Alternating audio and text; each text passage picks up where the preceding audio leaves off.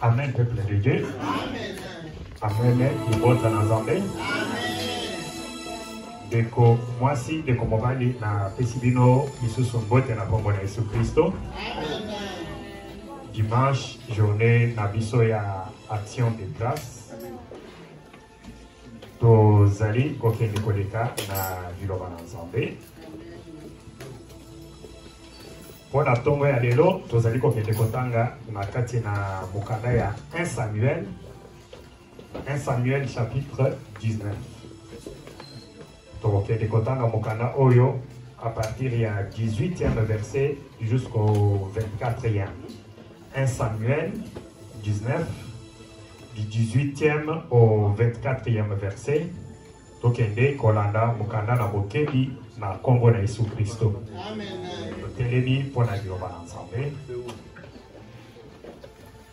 Lisons la parole de Dieu dans le livre de 1 Samuel, chapitre 19, à partir du 18e verset jusqu'au verset 24, nous lisons. Amen. C'est ainsi que David prit la fuite et qu'il échappa. Il se rendit auprès de Samuel à Rama et lui raconta tout ce que Saül lui avait fait. Puis, il alla avec Samuel demeurer à Najoth. On le rapporta à Saül en disant: voici David est à Najoth, près de Rama. Saül envoya des gens pour prendre David. Ils vinrent une assemblée de prophètes qui prophétisaient, ayant Samuel à leur tête. L'Esprit de Dieu saisit les envoyés de Saül, et ils se mirent aussi à prophétiser eux-mêmes. On en fit rapport à Saül. Puis envoya d'autres gens, et eux aussi prophétisèrent. Il envoya encore pour la 3e fois, et ils prophétisèrent également. Alors Saül alla lui-même à Rama. Arrivé à la grande citerne qui était à Sékou, il demanda: où sont Samuel et David? On lui répondit: ils sont à Najoth près de Rama. Et il se dirigea vers Najoth près de Rama. L'Esprit de Dieu fut aussi sur lui. Et Saül continua son chemin en prophétisant jusqu'à son arrivée à Najoth près de Rama. Il ôta ses vêtements et il prophétisa aussi devant Samuel. Et il se jeta nu par terre tout ce jour-là et toute la nuit. C'est pourquoi l'on dit: Saül est-il aussi parmi les prophètes? Parole du Seigneur. Amen.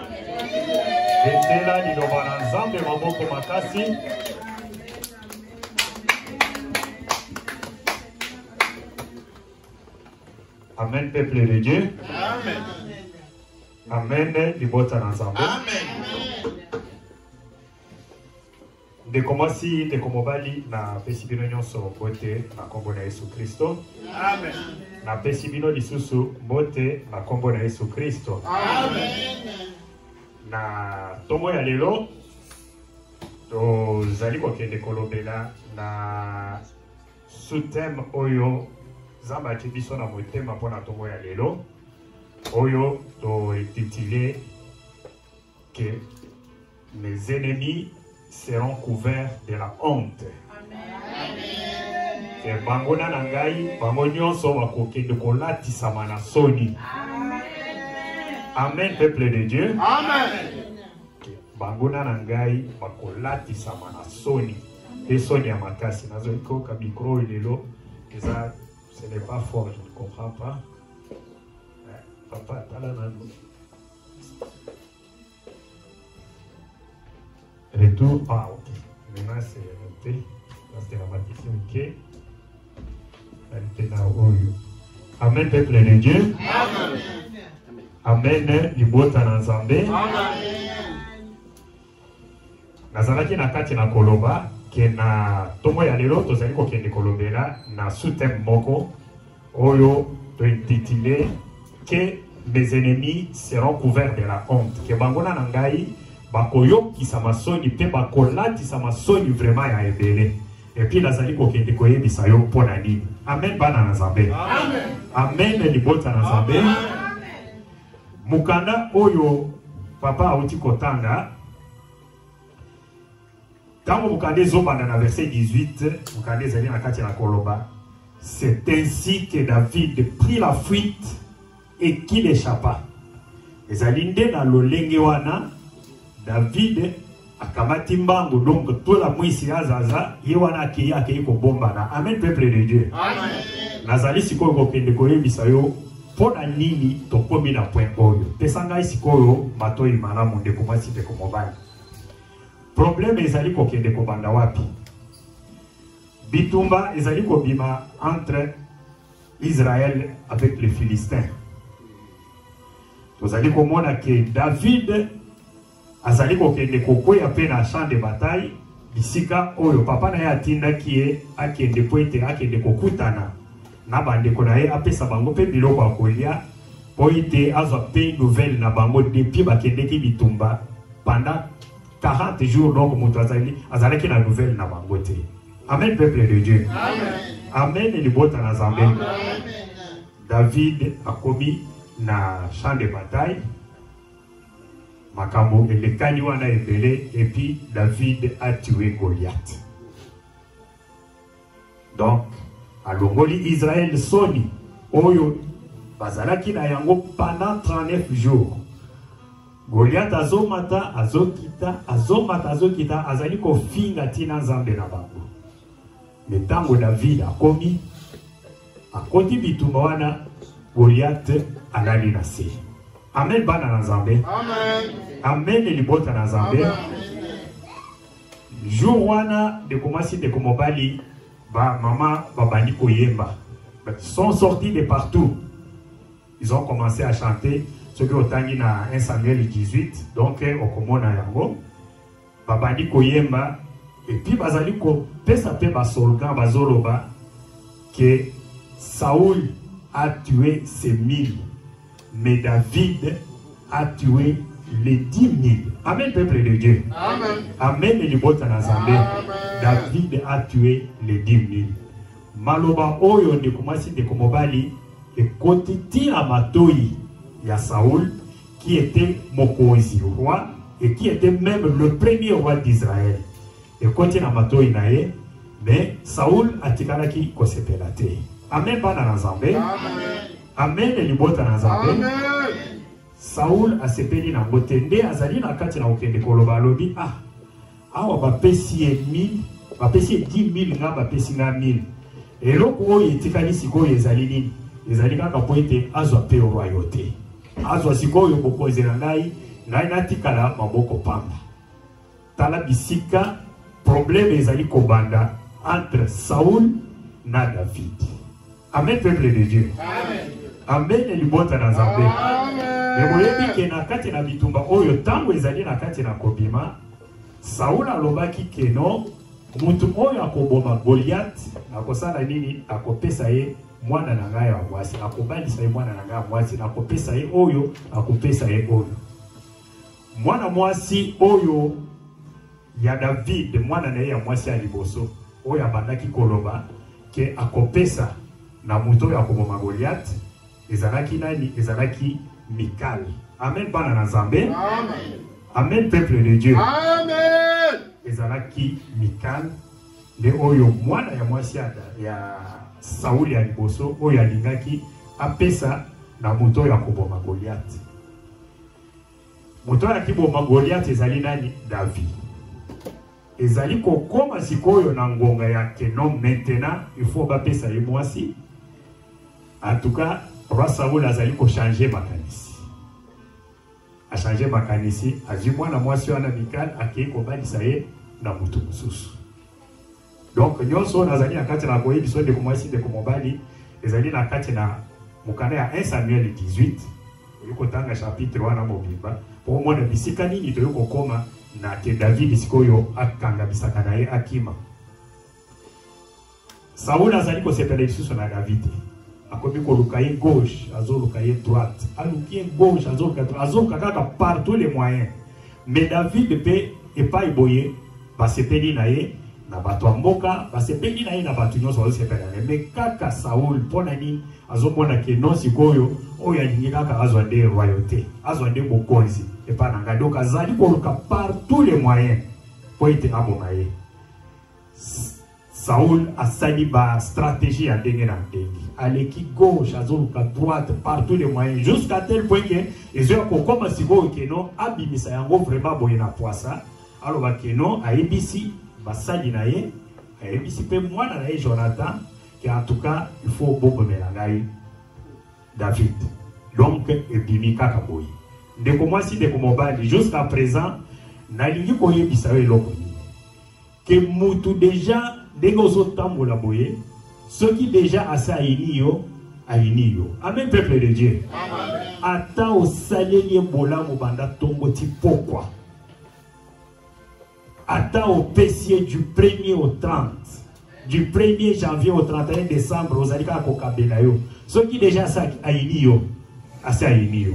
Kokendete ko forcer ne fait absolument rien en tout cas yangote kokende ko sala ta eloko mokote.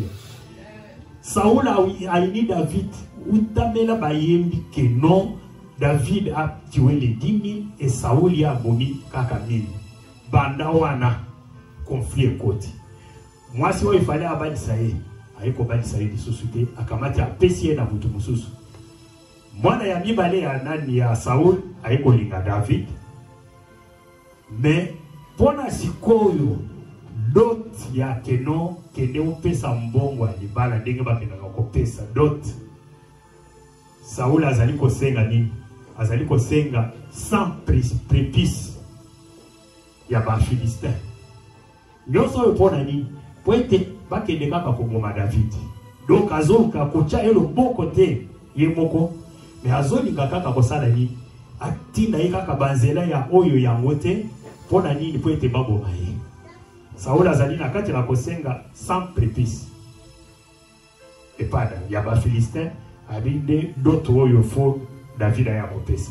David est sorti le grand matin na batunaye. Au lieu de ça abomi niba le 200 yaba Philistin. Akati bango ngenga ake kopesa na nani na Saoul lokola dota. Senga kisa mais ya apesi 200. Amen, peuple de Dieu. Amen. Amen. C'est comme si cela ne suffisait pas. Akabadi pe moi si apprécié. Saoul azali ko sepela kakate. Alobi ki attend apprécier moi na ngai. OK, maintenant c'est encore mieux. Boye azala pembe ni pona e bandenge ni yako yako na e bala. Ndeko mwasi ndeko mobali azali ko yebisa lisusu basali na yabi bokende na ndako ya mwana na ngai ya mwasi oyo na balisi. David, bozala wana, bovanda ti lobi na tongo bosala nini, bokanga ye, boboma ye.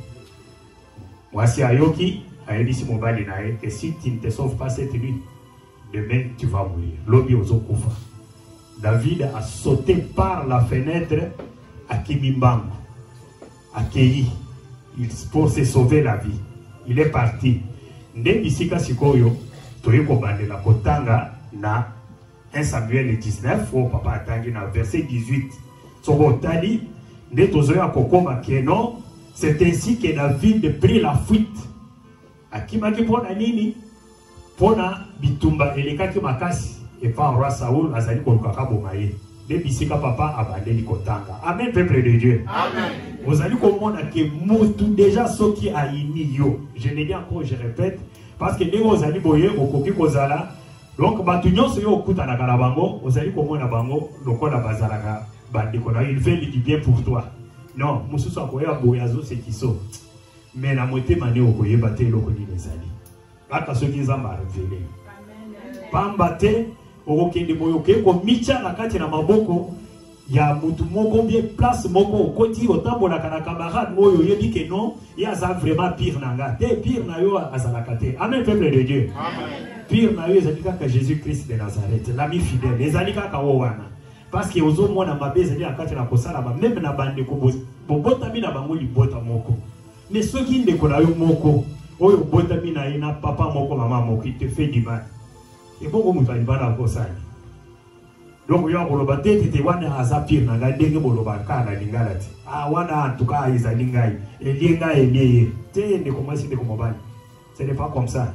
Pire na yo faut izalande Jésus-Christ de Nazareth, l'ami fidèle. Wana nde muto akoki kobikisa yo na makambo oyo okutani na mikakatano ya atelemi pe abikisi yo. Amen bana na Nzambe. Amen. Amen libota na Nzambe. Ndeko mwasi ndeko mobali. Tana siko David azali kokima. Place papa bani kotanga David akimi mbambu. Mais David azali na baboti ne na Bethlehem na bandeko na ye. Akimi epa na bangote. Mais azali ko kamatambango akimi ti aketi na Rama na Najot na Rama place prophète Samuel azalaki. Amen peuple de Dieu. Amen. Amen libota na Nzambe. Ezali pona koyebisa ko lelo yo soki elekeli yo. Bakamusu tozolo papa ce sont des choses vécues. Soki elekeli yo. Bitumba gauche, bitumba droite. Au côté le valero le bino na kendena na famille na ngana kende kotona. Te de komasi de komobali. Kimela na lingomba. Kimela epa basali na Nzambe babonde na pona yo. Amen peuple de Dieu. Amen. David atiki baboti ne na Bethlehem, yowana bango tina na Najot na Rama kuna epa prophète Samuel. De komasi de komasi bobali parce que ayebaki ke kuna osali na Nzambe azali kuna pe toujours l'Éternel a toujours rendez-vous avec les siens. Amen peuple de Dieu. Amen. Amen bana na Nzambe.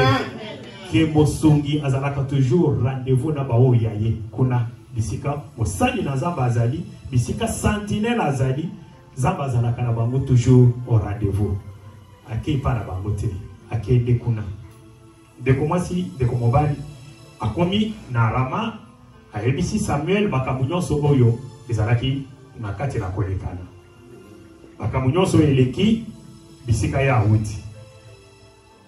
Qu'est-ce qui se passe? Bazali kolongwa pembeni ya Rama bakena na Najot na Samuel akutani kuna pena ba prophète bana ba prophète bazali na kati na kosakola David pe akoti abandi pe kosambela na bango elongo. Mesango etambola kate sango etamboli ekeiti eke kokota na batoi ya Saul. Abiona oyebi David tango akimia wa ake wapi? Azana Rama. Yena prophète Samuel bazali kuna na kati ya Rama. Amen peuple de Dieu. Amen. Na lingina ibiso ke choix oyo sali pona goya na kati na isika oyo o se tromper te de komasi de komobani. Ozuite nini confort na yo tiki confort na yo le héros kwa kipe ozala ovandi ozo tourner ba canal à télévision ovandi pe ozo melati ou tu fais d'autres choses. Mais tu as couru ce matin. Pona koya na isika oyo au sali choix ma bête. Lokola au sali des kilomètres et des kilomètres et que tu as laissé tout ce que tu devrais faire. Oye na kati na isika oyo. Tika été le Dieu de mon père. Zambe oyo tozali koluka awa butumoi. Azala pe zambe na yo. Zambe oyo akota pe oyo ayo bakambi.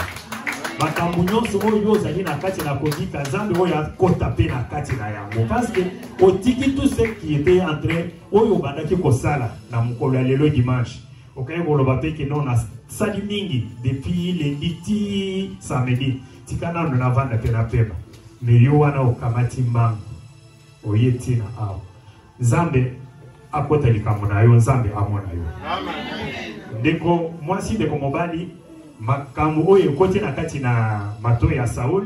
Saul qu'est-ce qu'il fait? Asali délégation. Azi groupe abatu bosala ni bongeneti na Rama.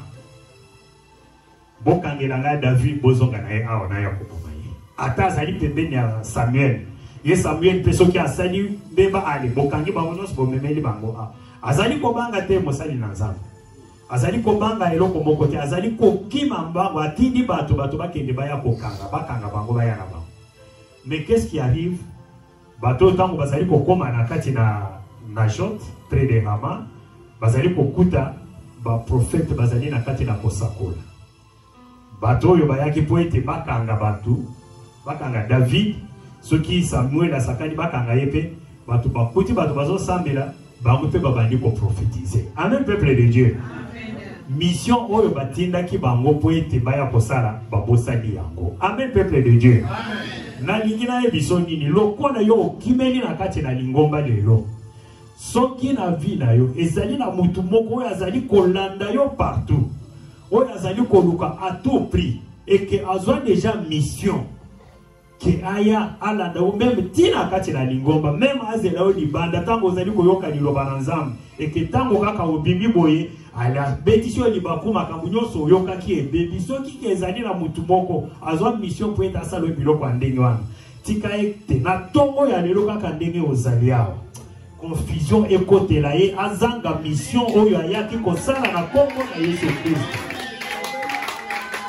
Confusion ekotela ye ata bazalaki combien confusion ekotela bango mission oyo batindaki bango ke lokola yo ozalaka pembeni na ye kende sikoyo okangela biso ye abosa na yango confusion ekota kabwidibwidi ekota ezala zalaki déjà infiltré bisika ozali ezala même na mboka ezala wapi mutu nyonso azalaki infiltré po ete azala pembeni na yo confusion ekotela bango na kombo na Yesu Kristo. Amen, peuple de Dieu. Amen, et bon dans Zambé. Bawana batikali babandi ko prophétiser. Première délégation.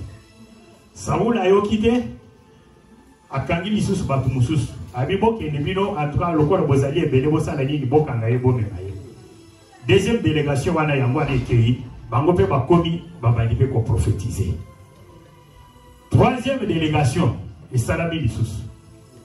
Bango wana bakei pe bakoti que bawana bayaki liboso bazali na kati ya ko prophétiser basali lisusu nini bango pe babandi ko prophétiser molimo na Nzambe Jésus bango bango nyoti ils ont commencé à prophétiser bazali ko loba maloba ke ndenge toyaki boy donc babandi ko tato na bango moko musala bayaki ko sala ndenge tozali boy toyaki poto kangayo mais to komi awa tozali ko yeba lisusu ndenge tozoka bakomi ko bifunda bango moko amen bana na Nzambe amen bakomi ko bifunda bango moko basangu nyonso ezeli kokende tie kodi lisusu na bato ya Saul.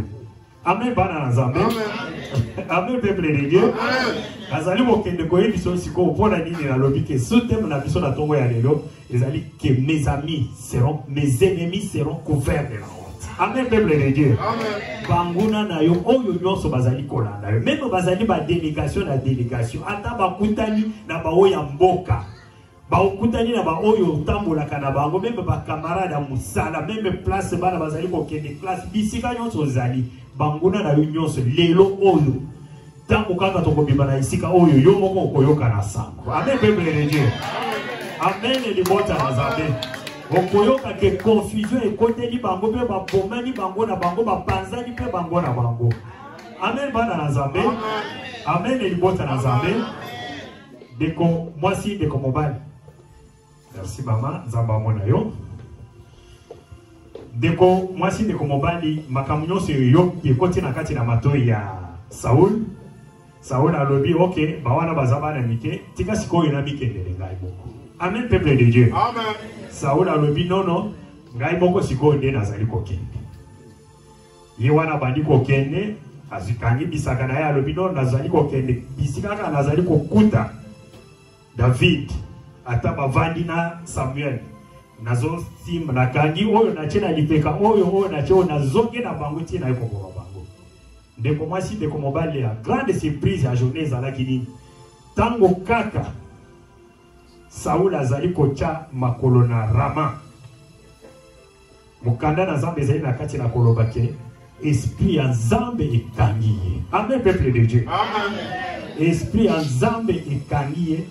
Il a commencé à prophétiser. Amen, peuple de Dieu. Abandi pe ko prophétiser ye mukolo tata mobimba yango tozali na kati na koloba. Ba oyo bazali ko bundisa biso butu moi. Ba oyo bazali ko bundisa oyo ayo babota malgré ba grade na bango oyo bazali na yango na monde des ténèbres. Ezala bazali ba roi. Ezala bazala ka ba reine. Ezala bango de mutu bachaka signature. Bango nyonso bakozala couvert na soni na kombo na Yesu Kristo. Bango nyonso bakoyokisa masoni au nom puissant de Jésus Christ. Ata bazali na basangani na ba magicien bamususu bavandaka na se na mai bamususu bazali libanda ata basali ata infiltration yango ya ndenge nini bango nyonso bakotika la soni. Amen, peuple de Dieu. Amen, et libota na Nzambe. David bango bazali na kati na kosambela na bana ba prophète na Samuel esika tango kaka Saul atie makolo na ye esprit ekangi Nzambe ba ekangi abandi ko prophétiser atuni bango Samuel azali wapi David azali wapi abinono bazana rama ye wana landi bango akei azali na kati na ko prophétiser tindenge azali kokoma liboso ya Saul ninga azali ya Samuel ninga azali kokoma liboso ya David akuti lisanga wana bana bazali na kati na kosambe ye na esprit na ye ya nini ya kenakanga na ya kokanga me abandi pe kotatola ndeko mwasi ndeko mobali ba oyo bayaki liboso mukanda na za bezoro ba prophétiser bavandi babandi pe ko prophétiser mais oya Saul mokonzi na bakonzi ye chef na bango mukanda na zambe ezali koloba ki Saul abandi ko prophétiser alongoli bilamba nyonso atikali na soni. Amen, peuple de Dieu.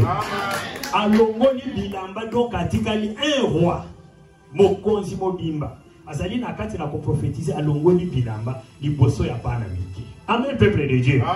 Amen, et libota na zambe. Mais quelle honte. Tala pourquoi na émission que ce thème na biso na tongo ya lelo que tes ennemis soient couverts de la honte. Bango nyonso sonye kanga bango. Bango nyonso bazali na kati na kosala mabe kosala ko boma yo. Baoyo bazodinga bakotelo fiti. Baoyo bazali kolinga chaque fois ba infiltrer yo poye boye bandenge ni akende liboso te. Na tongo ya lelo sonye kanga bango nyonso. Amen, peuple de Dieu. Amen, bana na Nzambe. Mukanda na Nzambe ezali na kati na koloba vers la fin mukande zoloba et il se dirigea vers Najot. Wananani Saoul près de Rama. L'esprit de Dieu fit aussi sur lui et Saoul continua son chemin en prophétisant jusqu'à son arrivée à Najot près de Rama. Il ôta ses vêtements à Longoli Pinamba, un roi. Dès que tozali koyebisa bao bazali na kati na kobundisa biso butumoi. Botika bazali kolinga kotika te. Botika bo jeter éponge bazali kokende kolinga bo jeter éponge te. Mais na tongo ya lelo soni ezali kokende kokanga bango. De commencer de komobandi mukande ezali koloba il ôta ses vêtements et il prophétisa aussi devant Samuel et il se jeta nu par terre. Car ba oyo nyonso ba telemeli oyo ayo makambo zali na kati na kosala ba oyo nyonso ba telemeli misala na yo ba telemeli babala bana na yo ba telemeli bomengo na yo ba telemeli vie spirituelle na yo ba telemeli avancement na yo ba ennemi ya progrès nyonso oyo bisika nyonso bango bazali na tongo ya lelo. Na tongo ya lelo kaka Nzambe oyo yekoluka na kati na isika oyo bisika bango bazali bisika bango babobani ale banda kobeta maboko soni ekanga bango na kombo na Yesu Kristo. Beta maboko tikiwele la uchana na kombo na Yesu Kristo. Ba oyo nyonso ba infiltra yo ezala na mboka ezala wapi ba oyo ba infiltra oyo yo libota te yo ndenge ozali boye okende liboso te obanda kotourne toujours na rond-point soni ekanga bango na kombo na Yesu Kristo. Bango nyonso bazala couvert na honte na kombo na Yesu Kristo. Bango nyonso soni ekanga bango na kombo na Yesu Kristo. Bango nyonso bisika bazali esprit de confusion ekotela bango kabwidi ekotela bango babanda kokoma na bango soni ekanga bango au nom puissant de Jésus-Christ. Mais ti wapi? Amen bana na Nzambe. Amen libota na Nzambe. Mais bako infiltre yo ti wapi? Bako bunisa yo ti wapi? Likambo ni nango esila kati. Likambo ni nango esila kati. Ba fiti oyo bakokote na yo ti mukoloni. Yo ozali mwana na Nzambe. Ozali digne d'être appelé enfant de Dieu. Ozali digne de vivre lokola mwana na Nzambe. Pona nini bato oyo bazali kotungisa yo mutu oyo. bakotela yo fiti malamu te, bakotela bana fiti malamu te, bakanga misala malamu te. Mais na tongo ya lelo, na tongo ya lelo de komasi de komobali. Kaka nzambe oyo koluka na kati na esika oyo. Kaka ndenge otiki conforme na yo na ndako oye awa na tongo ya lelo. Kaka ndenge otie makololo awa. Oyo nyonso abandaki kolanda yo azala couvert na honte au nom puissant de Jésus-Christ. Oyo nyonso azali na kati na kobundisa yo azala couvert na honte na kombo na Yesu Kristo. Oyo nyonso azali kolinga te avancement na yo azala couvert na honte au nom puissant de Jésus. Azam. Azam. Amen, peuple de Dieu. Amen. Mukanda na Nzambe ezali koloba, il ôta ses vêtements et il prophétisa aussi devant Samuel et il se jeta nu par terre tous ces jours-là et toute la nuit. Donc journée mobima tina butu azali kaka na azali na kati na kotato la azali na epi alongoli na bilamba liboso ya pana mike. Amen, peuple de Dieu. Amen. Amen et libota na Nzambe. C'est pourquoi l'on dit Saoul est-il aussi parmi les prophètes. On a des versets à Souka O papa Tangi. Betela Nzambe maboko makasi.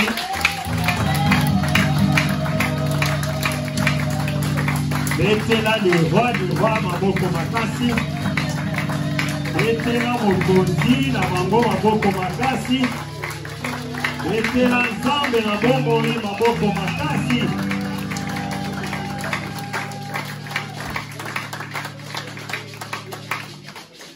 Amen, peuple de Dieu. Amen. De commencer de kumobali.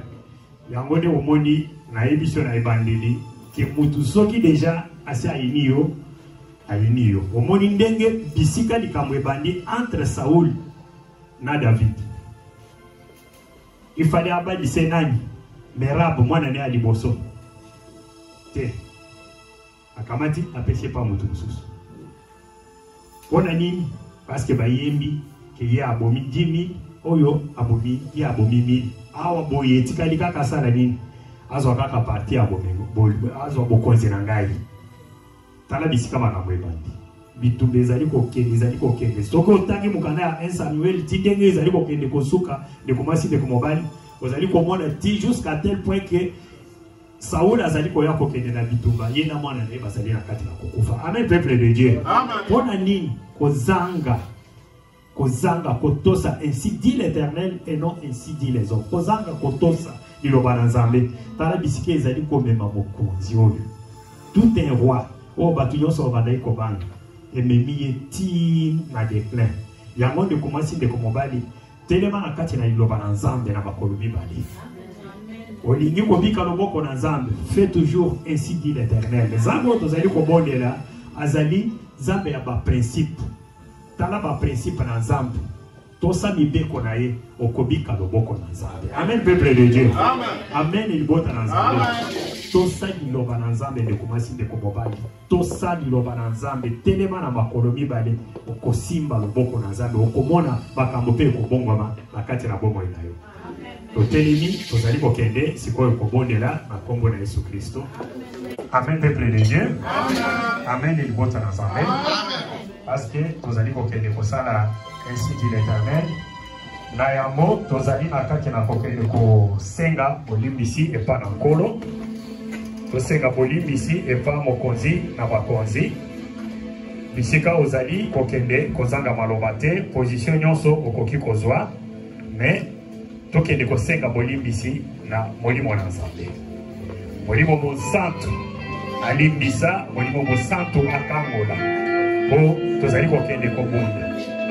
Bitumba o tozali kokende kobunda ezali bitumba ya molimo ezali bitumba ya nzoto te. Mais tosenga nano bolimbisi. Tongola mungongo zonga na bongoko avec le Saint-Esprit de Dieu parce que yende moto abundisa kabiso osambeli na kombo na Yesu Kristo.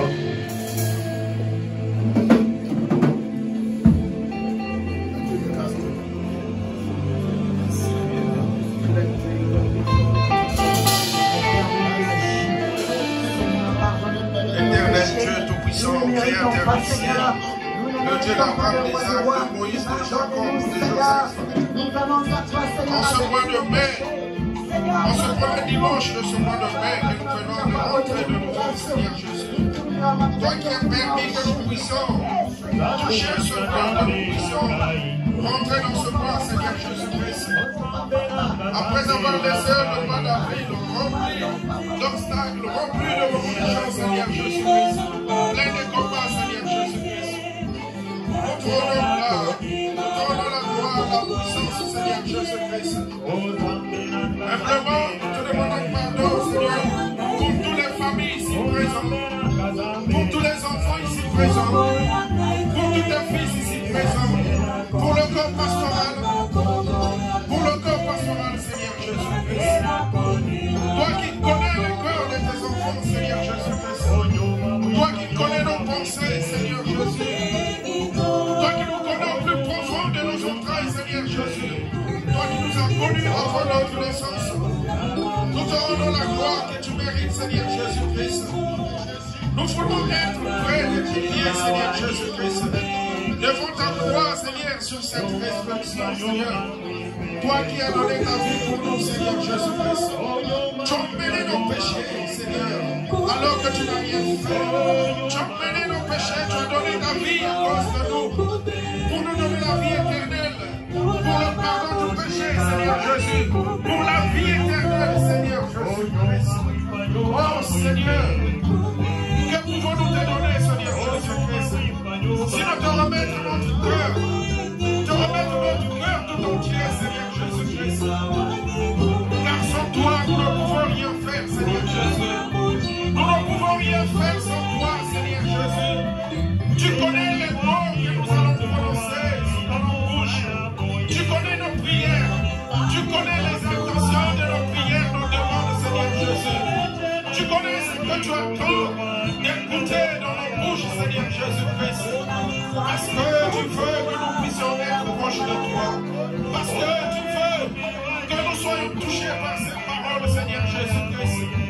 Oh Seigneur Jésus-Christ, fais manifester l'Esprit Saint au milieu de tous nos entreprises, au milieu de tous nos combats, Seigneur Jésus, au milieu de toutes nos situations, au milieu de toutes nos maladies. Oh Dieu Tout-Puissant, nous te demandons pardon de tout cœur, Seigneur Jésus-Christ.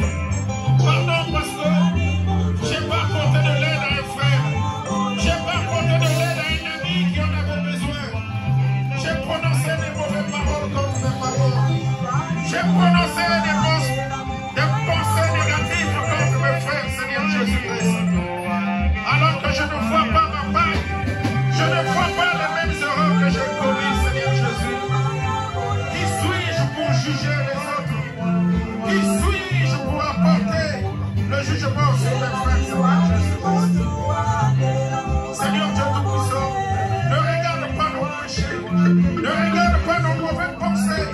À toute fois que nous avons été tentés, à toute fois que nous avons manqué le respect contre nos amis, à toute fois que nous avons prononcé les mauvaises paroles contre nos frères, Seigneur Jésus. Nous te rendons la grâce parce que tu as permis en ce nouveau, Seigneur Jésus, en ce nouveau mois de mai, de rentrer de nouveau en ce mois, de marcher tête haute, de marcher sur ta guidance, Seigneur Jésus. Remplis de foi, Seigneur Jésus. Remplis de confiance en ta personne, Seigneur Jésus-Christ. Tu es un Dieu qui ne ment jamais. Tu es un Dieu qui dit la vérité, Seigneur Jésus.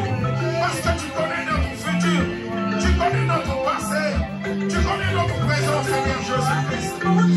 Seigneur Jésus, manifeste l'Esprit Saint au milieu de nous, Seigneur Jésus. Permets que nous soyons des enfants de ce Dieu rempli d'amour, Seigneur Jésus.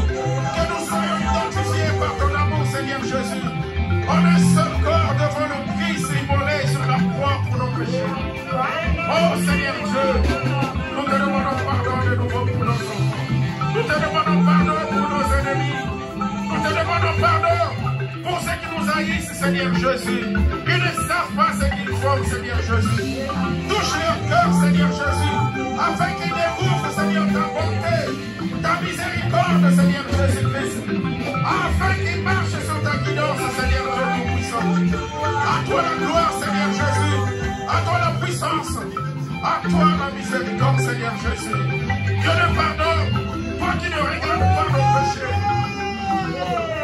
Amen.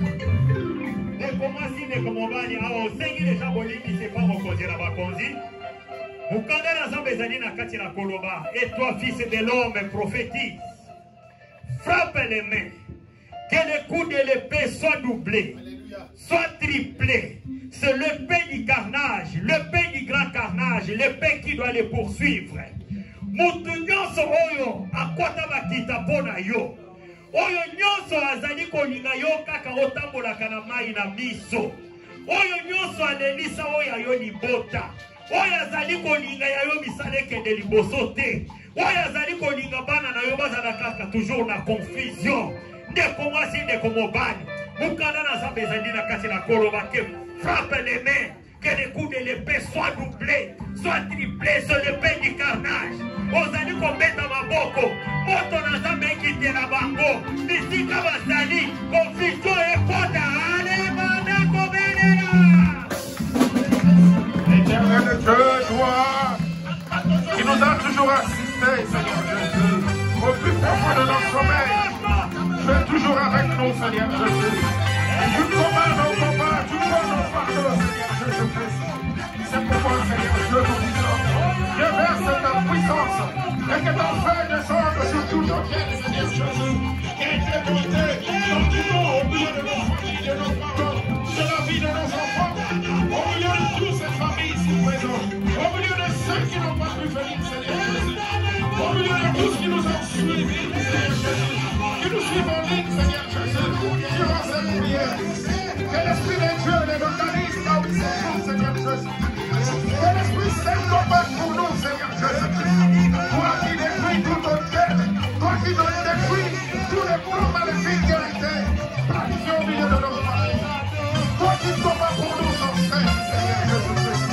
Nous marchons en tête forte de toi, Seigneur Jésus. Sous ta guidance, Seigneur Jésus. Avec la confiance, nous sortirons vainqueurs. Nous sortirons victorieux, Seigneur Jésus-Christ. Parce que notre confiance est en toi, Seigneur Jésus. Quel que soit le corps du malais, que ça soit sur les eaux, sur les eaux, Seigneur Jésus, sur nos maisons, sur les bois, Seigneur Jésus-Christ, sur les arbres, Seigneur, dans les airs, partout, là où ils sont, Seigneur, pour le combat. Parce qu'ils veulent que nous puissions tomber, Seigneur Jésus. Ils sont contents quand ils sont dans le péché. Quand nous péchons contre toi, Seigneur. Parce que je n'ai pas voulu assister à mes frères qui avaient besoin de moi. Je n'ai pas voulu apporter de l'aide à un frère qui souffrait. Je n'ai pas voulu apporter des conseils à un frère qui est dans des situations difficiles. Oh Dieu tout-puissant, Seigneur Jésus-Christ, que ta puissance, Saint-Esprit, nous conduise. Que ta puissance nous guide, Seigneur Jésus, sur ton chemin. Et que tu sois dans notre guidance, Seigneur Jésus, pour les siècles des siècles. Simplement, Dieu tout-puissant, nous te remettons ici nos enfants, Seigneur Jésus. Nous te remettons nos parents. Nous te remettons ceux qui souffrent, Seigneur Jésus. Ceux qui ne peuvent plus venir prier, Seigneur Jésus. Parce que certains ne peuvent plus marcher. Quel que soit le résultat de médecins, Seigneur Jésus. Mais toi, notre Dieu est en train de changer. Est en train de changer les résultats. Est en train de changer les diagnostics, Seigneur Jésus-Christ. Donc tu n'as pas vu les derniers mots, Seigneur Jésus-Christ. Nous marcherons, Seigneur Jésus. Nous marcherons sur ta guidance, Seigneur Jésus-Christ. Remplis-nous de ta foi, Seigneur Jésus, en ce point. Demain, Seigneur Jésus-Christ. Apporte la guérison à ceux qui sont malades dans les hôpitaux, Seigneur Jésus. Ceux qui ne peuvent plus, Seigneur Jésus-Christ, marcher. Ceux qui passent leur temps dans le compte de médicaments, Seigneur Jésus. Sans trouver la guérison. Mais toi, tu as la guérison, Seigneur Jésus-Christ. Remplis leur cœur d'amour, Seigneur Jésus-Christ.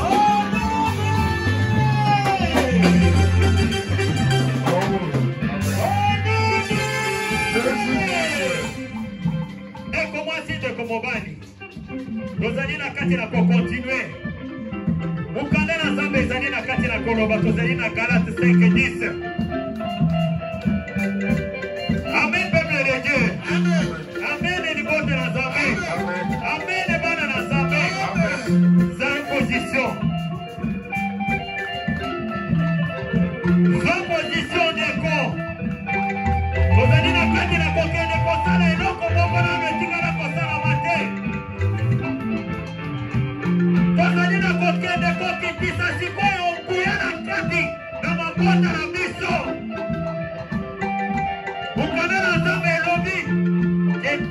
Saoul atindaki 3 délégations.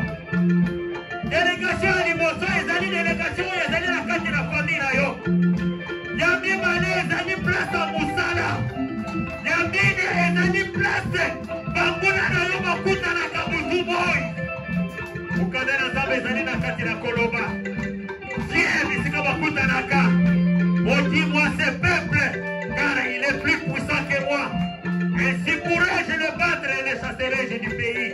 Car je sais que celui que tu bénis est béni et que celui que tu maudis est maudit. Nikita est continue de commencer de combattre. Entre Balaam et Balak pour la barre Israël. Nene Nikita est na kati na kosalama. Pona yo na konga oyo.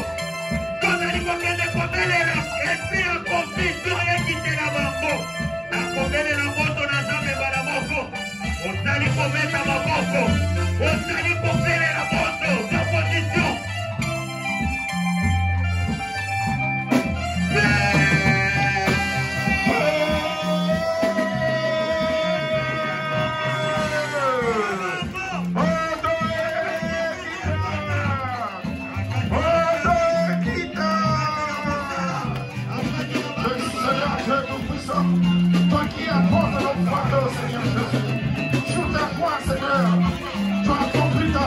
Seigneur Jésus-Christ. Oh, c'est pourquoi, Seigneur Jésus. Que les plans du malin, Seigneur Jésus, ne seront sans effet au milieu de nos vies, Seigneur Jésus. Débloque toute situation de nos vies, tout ce qui sont à la recherche du travail. Ceux qui ont des problèmes au niveau de leur foyer, ceux qui ont des problèmes au niveau de leur couple, dans leur mariage, au milieu de leur famille, Seigneur Jésus. Là où la paix ne règne plus, Seigneur Jésus. Là où nos parents ont des problèmes avec leurs enfants. Là où les enfants n'écoutent plus les parents, Seigneur Jésus.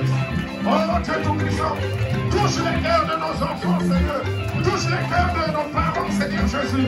Touche le cœur de ce corps pastoral, Seigneur Jésus. Que la puissance du Saint-Esprit se manifeste ici, dans tout ce que nous faisons, Seigneur. Toi qui connais les cœurs de tout et chacun, Seigneur. Nous appelons ta présence, Seigneur Jésus-Christ. Manifeste-toi dans tous nos entreprises, Seigneur Jésus. Dans toutes nos situations financières, dans nos dettes, dans nos problèmes, Seigneur Jésus. Dans toutes les marches administratives, Seigneur Jésus. Toi, tu as le dernier mot. Tant que tu n'as pas parlé, Seigneur Jésus, nous devons être remplis de la foi. Fiers, en train de marcher devant toi, Seigneur Jésus. Nous qui sommes libres de ta parole, Seigneur Jésus. Oh Dieu Tout-Puissant, fais manifester dans cet esprit, Seigneur Jésus. Au milieu de notre vie, Seigneur Jésus. Nous marchons avec la foi, Seigneur.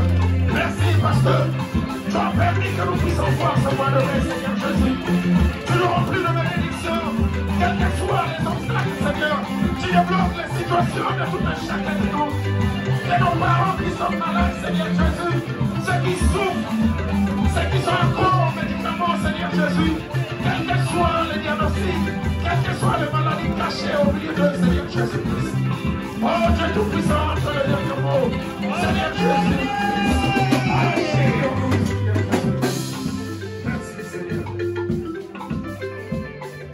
Amen, peuple de Dieu. Amen, les mots de la Zambé. Pour la construction, Galates 5 dit c'est d'aller dans Katina Koloba. Que j'ai cette confiance en vous dans le Seigneur et que vous ne penserez pas autrement. Mais tout celui qui vous trouble, quel qu'il soit, emportera la paix. Oyo nyonso atomboli musabi na kati na bobo na yo. Oyo nyonso atomboli musabi na kati na bobo ya bana na yo. Oyo nyonso atomboli musabi na kati na bobo ya lingomba. Oyo nyonso batindi pembeni po ete aya kopesa karapo. Oyo nyonso azali kosala lokola asalaka kaka. Moto na Nzambe kita mokande lobi que Dieu te de confiance. Deko mwasi deko mobali na kobele na moto na Nzambe une fois. Ezali rekete ya suka. Okobeta maboko. Confusion ekotela bango. Na kombo na Yesu Kristo. Opposition.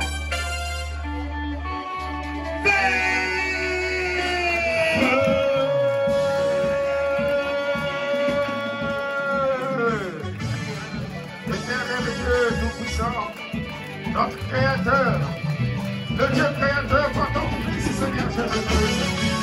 Seigneur Dieu Tout-Puissant, nous te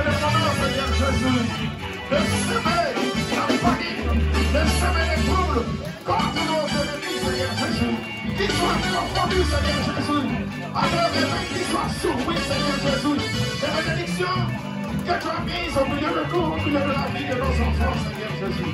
Dans toutes nos entreprises, Seigneur Jésus. Oh, Seigneur Jésus. Seigneur, nous marchons devant toi. Nous marchons devant ta présence, Seigneur Jésus. Remplis de ta puissance, Seigneur. Parce que tu as déposé ta puissance en nous, Seigneur Jésus. Remplis-nous de ta foi, Seigneur, et ta confiance, Seigneur Jésus. Tu nous as jamais abandonnés, Seigneur Jésus. Quelles que soient nos situations de blocage, tu as besoin que ces choses se passent afin que nous nous approchons de toi, Seigneur Jésus. Tu as besoin que nous marchions sur ta présence, Seigneur Jésus. Oh, Seigneur Jésus, Seigneur. C'est la panique, c'est le trouble, le milieu, et porte de nos ennemis, Seigneur Jésus. Nous sortirons vainqueurs, Seigneur Jésus. Quelles que soient les circonstances, nous sortirons vainqueurs. Quelles que soient nos maladies, Seigneur Jésus. Nous aurons la guérison, et nous aurons la conduite, Seigneur Jésus. Ceux qui sont malades, ceux qui sont affaiblis, ceux qui sont déceptionnés de la vie, Seigneur Jésus. Touche-les, Seigneur Jésus, avec ta puissance, Seigneur Jésus. Apporte-leur la vie de vie, Seigneur Jésus. Merci que nous sommes par le souffle de la vie, Seigneur Jésus. Porte-leur dans le souffle de la vie, gratuitement. Alors qu'il y a des gens qui sont dans les éboules du Père. Je vous prie, Seigneur Jésus.